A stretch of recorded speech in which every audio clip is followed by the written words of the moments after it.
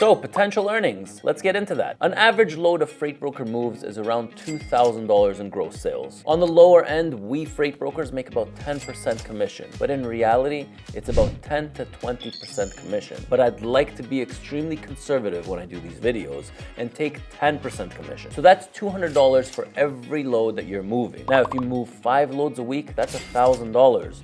Now, if you move 10 loads a week, that's about $2,000 in 1 week. I'll let you continue doing the math, but my freight brokers over here at ET Transport move between 30 to 40 loads a month after year 1.